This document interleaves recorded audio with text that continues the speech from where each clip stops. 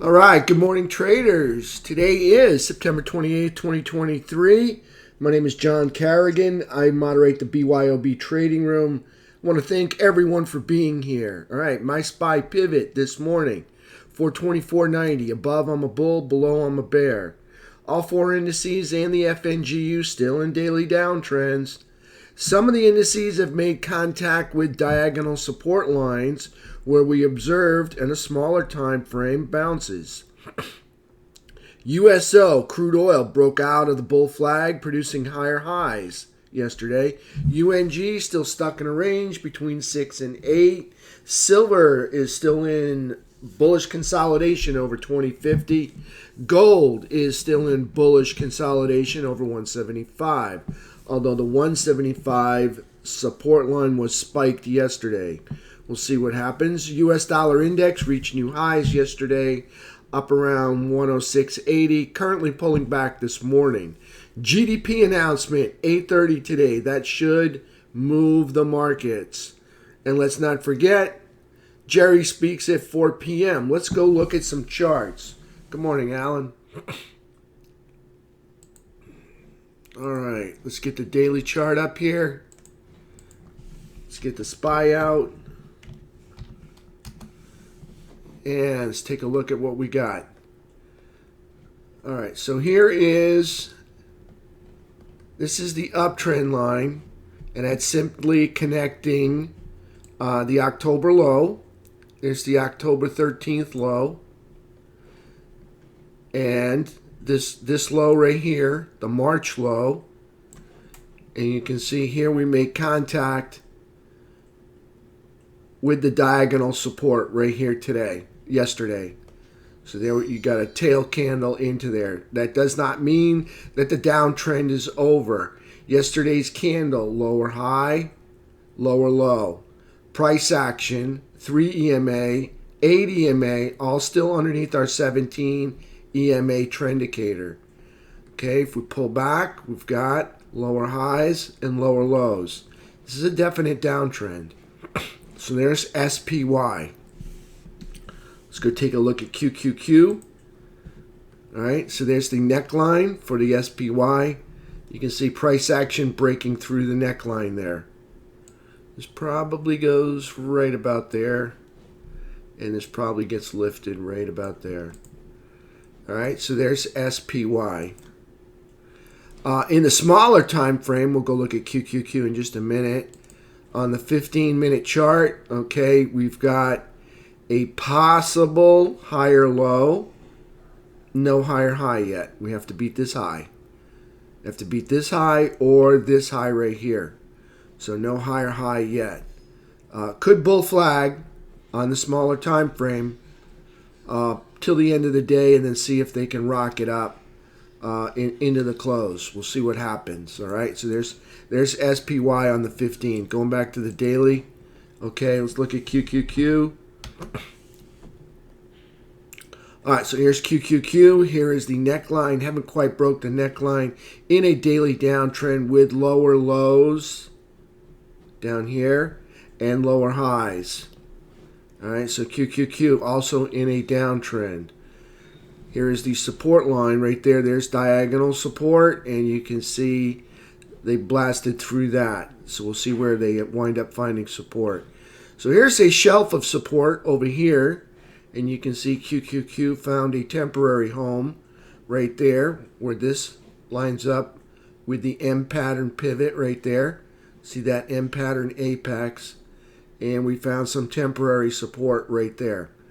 Looking for QQQ to probably produce a battle zone between 360 and 350 this coming week, and for probably for the rest of this week. So there's QQQ.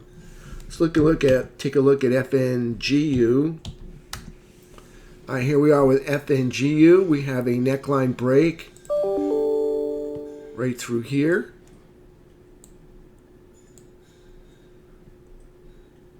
And you can see on that neckline break, we're making lower highs and lower lows, okay? So here's the H pattern rollover at the neckline. After we broke through the neckline, they came back under the backside and they rolled over.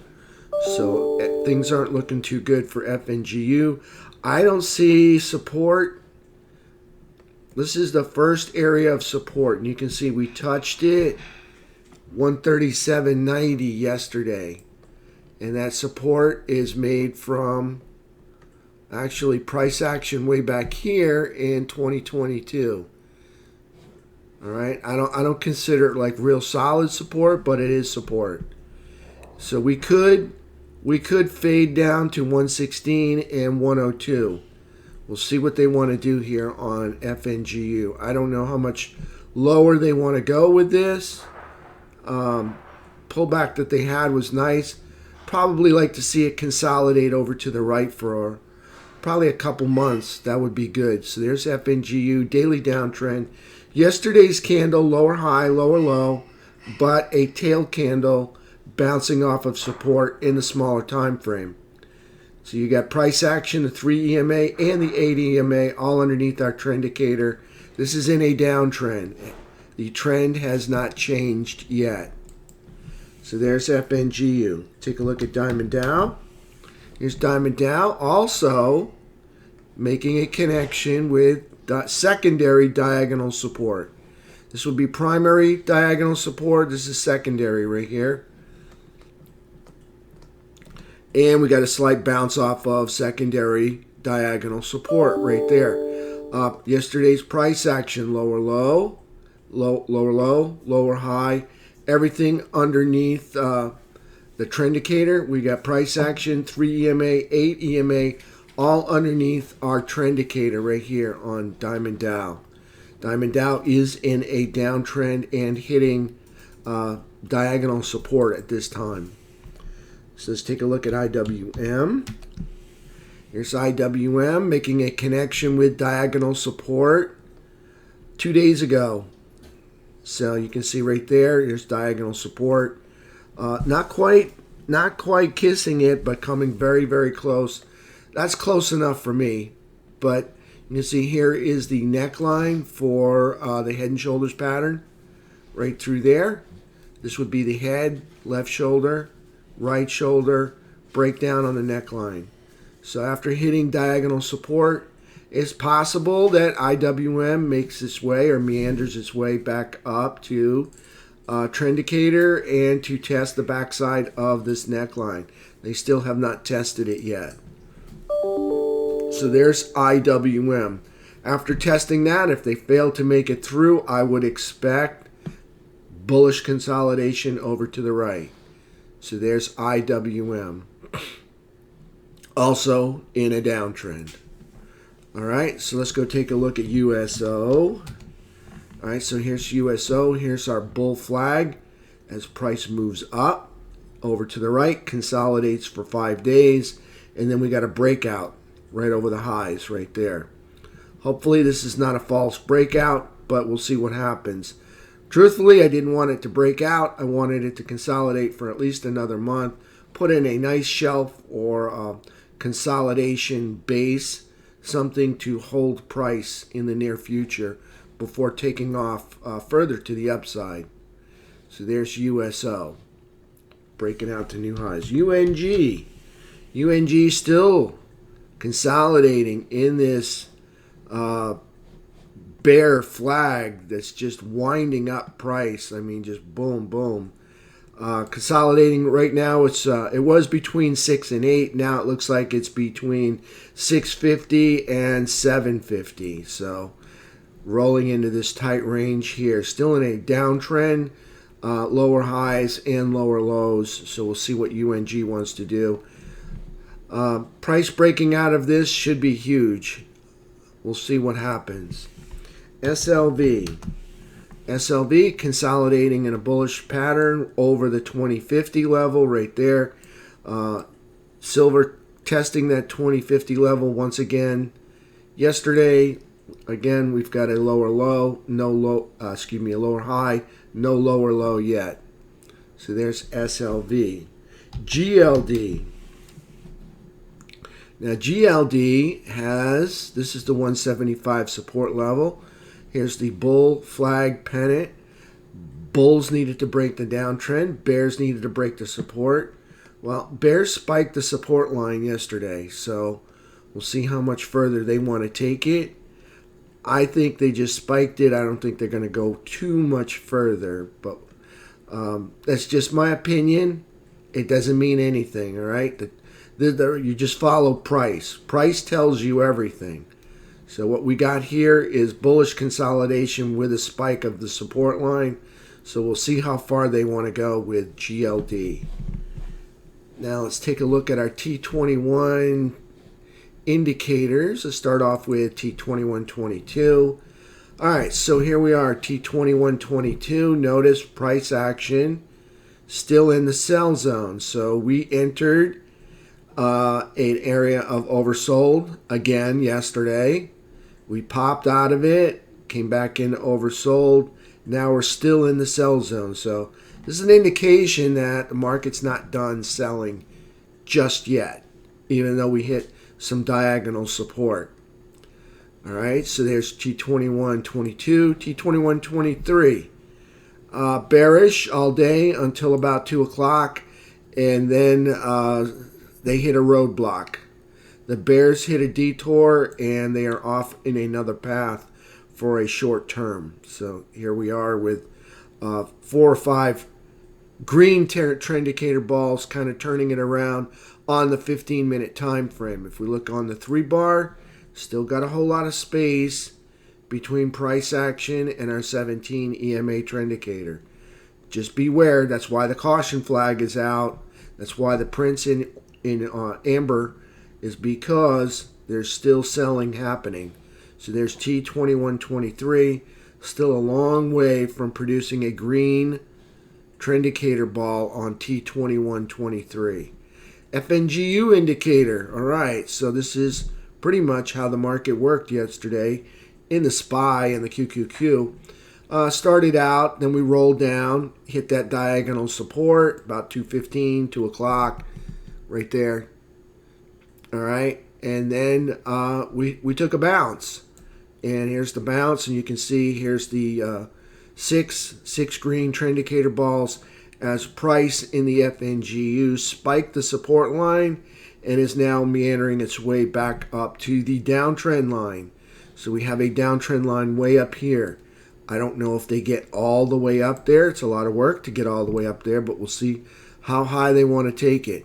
They've still got a little bit of room before they hit minor resistance.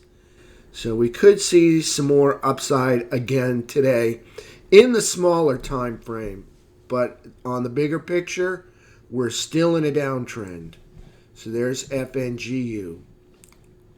Let's go back to my charts over here, and there we go. Let's go take a look at the dollar index. And I've got that one right here. Okay, so here's the US dollar index, getting up to highs of 106.80 up there. See that? And we're pulling back today. Almost a bearish engulfing. Not quite yet. GDP comes out in about 15 minutes. That could produce the bearish engulfing. We'll see what happens. US dollar index right there. All right. So now let's take a look at the economic calendar. And we got GDP at 8:30. Jobless claims at 8:30. And if we roll down into the hidden section, oh, look at this. Jerry speaks at 4 after the market closes. So that will create a very volatile, not to mention options expiration, Friday to end out the month. On the other note, this is the window dressing week. That is the end of the quarter for all those employee allocations, all those employee contributions to their 401ks. Will probably be put to work sometime this week and next week. I don't know if they'll be buying or if they'll be selling, but this is the end of the quarter. We could see a little pop, and it may go a little bit further than what we expect it to go. So on that note, employee contributions to their long-term retirements are coming in, and they are probably likely to be put to work sometime this week Maybe next week we'll see what happens. All right. So we could see a little bounce after Jerry speaks and after GDP. So we're looking at some possible volatility. Let's go look ahead and see what we got. See if we can move out to the next month.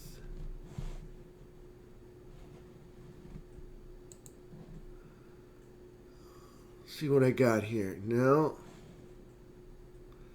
Let's go back to here. All right. So next week, ISM manufacturing at 10. All right. So we'll see what happens there. Not a big one, but sometimes a market mover. Jolts, not a big one, but sometimes a market mover on Tuesday. A lot of other small data.